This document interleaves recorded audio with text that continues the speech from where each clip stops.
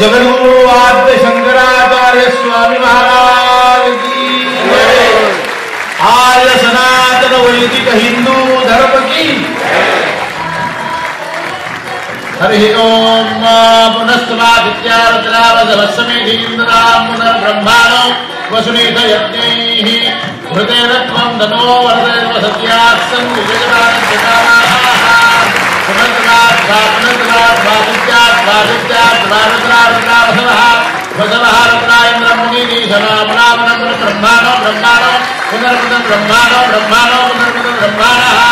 ब्रह्माणो वसुनीत वसुनीत ब्रह्माणो ब्रह्माणो ब्रह्माणो ब्रह्माणो वसुनीत वसुनीत पुनर्पुनर् ब्रह्माणो ब्रह्माणो वसुनीत वसुनीत यज्ञैः यज्ञे वसुनीत यज्ञे हृदयत्वं हृदयत्वं हृदयत्वं दन्दं दन्दं हृदयत्वं हृदयत्वं धन्वो धन्वो हृदयत्वं हृदयत्वं हृदयत्वं धन्वो वर्धयत्व सत्या सत्यानन्दो सत्यावर्धयत्व वर्धयत्व वर्धयत्व सत्यानन्दो संतु वर्धयत्व वर्धयत्व सत्या सत्तु सत्यानन्दो संतु यजमानस्य यजमान सत्या सत्या सत्यानन्दो संतु यजमानस्य कामाः जगद्गुरु आद्य शंकराचार्य स्वामी महाराज की आर्य सनातन वैदिक हिंदू धर्म की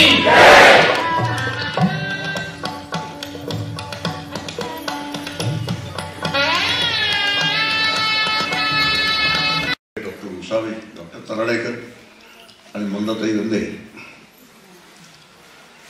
आजच्या या प्रसंगी एवढा मोठा पुरस्कार मिळाल्यामुळे आणि एवढ्या मोठ्या व्यक्तीच्या नावाने पुरस्कार मिळाल्यामुळे मी खरोखर अतिशय भारावून घेत आहे. एरवी खणखणीतपणे बोलणारा नाही,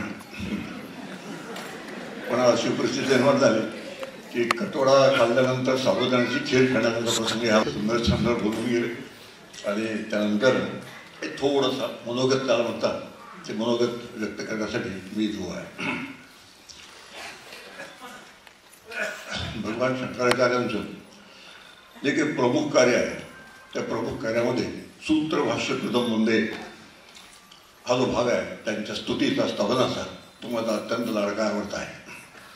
त्याचं फार मोठं कार्य म्हणजे ब्रह्मसूत्रावरती जे भाष्य लिहिलं ते सर्वात मोठं कार्य आहे आणि ज्याला शास्त्रार्थ म्हणतात तो शास्त्रार्थ त्या ब्रह्मसूत्र शंकर भाषामध्ये उत्कृष्ट रीतीने व्यक्त झालेला आहे. एक छोटीची आज्ञा आहे, आत्महारेवा श्रोतव्य मंतव्य जे झालं तेव्हा श्रवण जे आहे ते उपनिषदामध्ये होतं, मनन जे आहे ते ब्रह्मसूत्रात होतं आणि निधिध्यासन आहे ते भगवद्गीतेनं होतं. असा प्रस्थानत्रयीचा या श्रुतीच्या आदेश संबंध आहे. उपनिषदामध्ये जगत जीव ईश्वर ब्रह्म यांचं स्वरूप काय, त्यांचं आपापसातलं नातं काय, बिघडलं कशाने दुरुस्त कसं करायचं यासंबंधी अतिशय सुंदर विचार असतो. शंकर भाषा ब्रह्मसूत्रामध्ये यावर काही जे निर्णायक मतं आहेत, वेगवेगळे मतभेद आहेत, त्या मतभेदांसंबंधित पूर्ण चर्चा करून एक निर्णय करून दिलेला आहे. ब्रह्मसूत्राचं वैशिष्ट्य आहे की एक निर्णायक भूमिका ब्रह्मसूत्राने घेतली आहे आणि निर्णायक भूमिका आपण सर्वांनी जर स्वीकारली तर त्या भूमिकेवर 100% श्रद्धा ठेवून आपल्याला आपली वाटचाल करणं, पारमार्थिक वाटचाल करणं, साधनेची वाटचाल करणं अतिशय सोपं होतं. पुढे एक श्रद्धा आपण जे म्हणतो ती श्रद्धा नेहमी एखाद्या सिस्टीमवर असण्याची आवश्यकता आहे. त्या एखाद्या दैवतावर श्रद्धा असणं एक भाग आहे, श्रीगुरूंवर श्रद्धा असणं दुसरा भाग आहे, शास्त्रावर श्रद्धा असणं आणखी एक भाग. पण सिस्टीम जी आहे, बसून दिलेली प्रणाली जी आहे त्या प्रणालीवरची श्रद्धा ही सर्वात मोठी आणि महत्त्वाची असं मला वाटतं की ज्या प्रणालीच्या आधाराने आपल्याला आपलं ध्येय गाठायचं असतं. आणि या प्रणाली संबंधी खुद्द आचार्याने एक फार सुंदर विचार म्हणाला आहे, अविज्ञाते परतत्वे शास्त्रादी स्तुती निष्फळा विज्ञानेपी परतत्वे शास्त्रादी स्तुती निष्फळा. याचा अर्थ असा होतो नो द सिस्टीम म्हणजे प्रणाली समजावून घ्या, यूज द सिस्टीम ती प्रणाली वापरा, गेट द रिझल्ट त्या प्रणालीतून आपल्याला पदरात पडून घ्या, फॉरगेट द सिस्टीम. हा जो विचार आहे अविज्ञाते परतत्वे शास्त्रादी स्तुती निष्फळा विज्ञानेपी परतत्वे शास्त्रादी स्तुती निष्फळा. आणि यातून एक आणखी आपल्यासाठी निष्कर्ष निघतो सिस्टीम जी आहे ती बसवून दिलेली घडी आहे, ते बसवून दिलेली घडी जी आहे ती फार तपासत न बघता त्याच्यामध्ये अनेक शंका प्रसंगा न काढता जर सरळ त्या सिस्टीमवर विश्वास ठेवला, त्या प्रणालीवर विश्वास ठेवला तर निश्चितपणे आपल्याला जे त्यातून मिळालं पाहिजे ते मिळायला वेळ लागत नाही. आणि त्या प्रणालीमध्ये शूटिंग द होल ज्याला म्हणतात त्या प्रणालीमध्ये दोष काढायचे, प्रणालीमध्ये शंका प्रसंग उपस्थित करायचा असं झालं तर मग वाटचाल जी आहे ती वाटचाल सुद्धा जशी व्हायला पाहिजे तशी होत नाही. आणि तशी न झाल्यामुळे मग प्रत्येक गोष्ट विलंब होत जातो आणि आयुष्य केव्हा संपेल त्याचा भरोसा नसतो. एक मनोगत जे व्यक्त करायचं आहे तर मनोगत व्यक्त करण्याच्या निमित्ताने भगवान शंकराचार्यांची स्तोत्र जे आहे त्या स्तोत्राने भक्तीला एक मोठा सुंदर शास्त्रीय पाया मिळवलेला आहे. जर आचार्यांची स्तोत्र आपण पाहिली त्या स्तोत्रामध्ये सगुण उपासनेबरोबर बेमालूमपणाने ज्याला निर्गुण उपासना म्हणतात ती निर्गुण उपासना बेमालूमपणे त्यात बसून गेलेली आहे. ते स्तोत्र वाचताना शंका सुद्धा येत नाही की आपल्याला इथे निर्गुण उपासना सांगितली जाते की निर्गुण असं म्हणजे काही सांगितलं जाते, शंका सुद्धा येत. त्याचा अर्थाच होतो एक तुकोबारायांची जी तक्रार आहे, सत्य गेलं भोळ्यावरी अविद्येची झाली थोडी.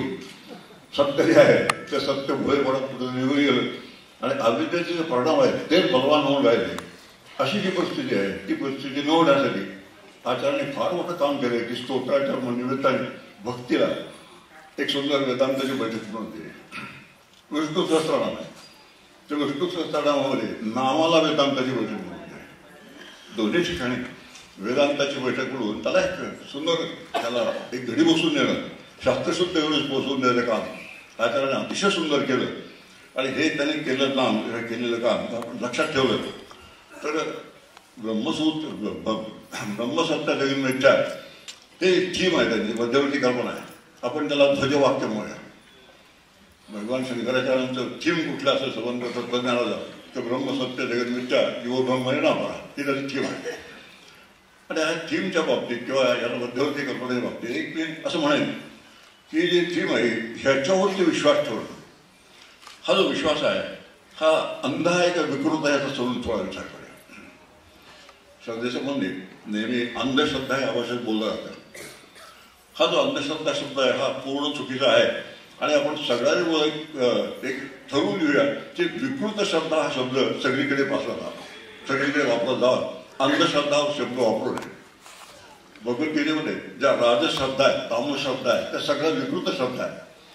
म्हणून अंधश्रद्धा ही नेहमी श्रद्धा ही सुरुवातीला अंधच असतं. आपण म्हणतो ब्रह्मसत्य जगन्मिथ्या जीव ब्रह्म नापरा हे वाक्य आम्ही जेव्हा स्वीकारतो सुरुवातीला आचार्यांचा उपदेशमध्ये वाक्य जेव्हा स्वीकारतो तर आम्हाला त्याचं म्हणजे काहीच माहीत नसतं. ब्रह्मसत्य म्हणजे काय, जगन्मिथ्या म्हणजे काय, जीव ब्रह्म नापरा म्हणजे काय, काही माहीत नसतं.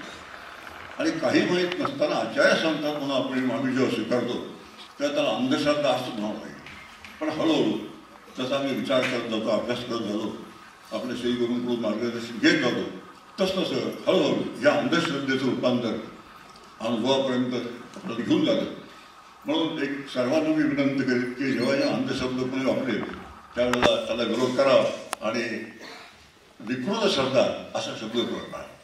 जे ते बळी देणं आहे, भानामती आहे, करणी आहे किंवा छोटे छोटे मांजर आडव्या जाण्यासारख्या गोष्टी आहेत.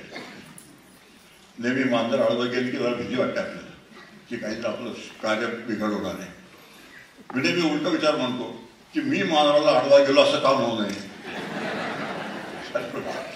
आता काय होईल, मी मांजराला आडवा गेल्यामुळे आज मांजराला जो विचाराला मंदिर मिळायचं तो मिळणार नाही असा सुद्धा विचार करता येतो. याचा अर्थ असा होतो माणूस स्वतःला केंद्रबिंदू समजतो या सगळ्या विश्वासात आणि त्याला धरून विचार करतो. असं नाही आहे. माणूस केंद्रबिंदू नाही या जगाचा, केंद्रबिंदू या जगाचा तो करता जगत करता जो आहे तो त्याचा केंद्रबिंदू आहे. आणि या केंद्रबिंदूचा अशा पद्धतीने आम्ही तो व्यवस्थित विचार केला तर अंधश्रद्धा हा शब्दप्रयोग बदलून विकृत श्रद्धा हा शब्दप्रयोग आहे हा जास्त स्थिर करण्याचा आपण प्रयत्न करावा. तसं विष्णू सहस्रनामाचा मी आता उल्लेख केला. विष्णूची व्युत्पत्ती विष्णूवर व्यापनशील असं एक आहे आणि विष्णूवर गमनशील अशी एक दुसरी व्युत्पत्ती आहे. त्याच्यावर एक निष्कर्ष निघतो की विष्णू जर गमनशील असेल, डायनामिक असेल तो किंवा ऍक्टिव्ह असेल, पुष्कळ व्हायब्रंट असेल. आता इंग्लिश शब्द वापरायचे की हा प्रश्न आहे मोठा, पण काही काही शब्द इतके सुंदर असतात असे शब्द वापरल्यानंतर त्याचा प्रतिशब्द मराठीत मिळणं कठीण आहे आणि मराठीचे प्रतिशब्द इंग्लिश मिळणं मध्ये कठीण, दोन्ही गोष्टी काय आहेत. म्हणून विष्णूचे जे भक्त आहेत ते कृतिशील असले पाहिजे, क्रियाशील असले पाहिजे.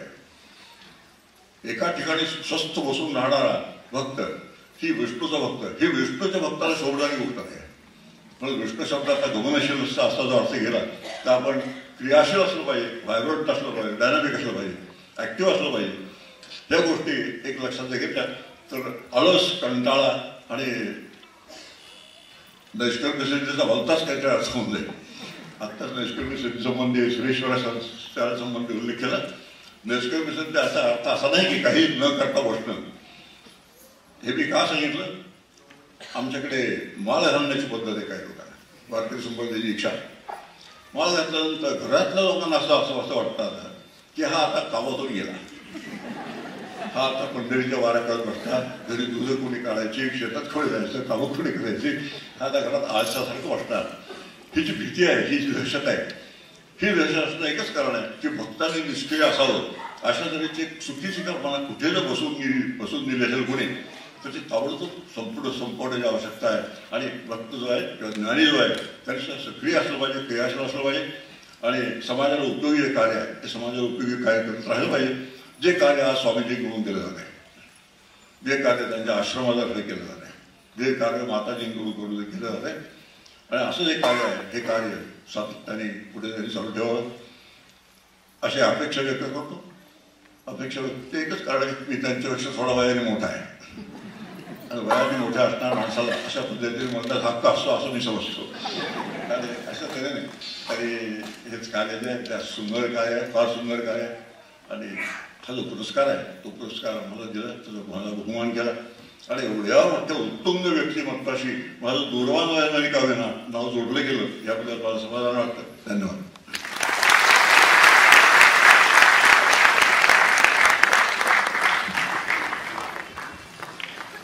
जेणे सांडिला इहलोक जो परलोकींचा साधक, तेणे पहावा विवेक अद्वैत शास्त्री. असा ग्रंथ आपल्या हाती देणाऱ्या माताजींना नम्र निवेदन की आपण प्रबोधन करावं.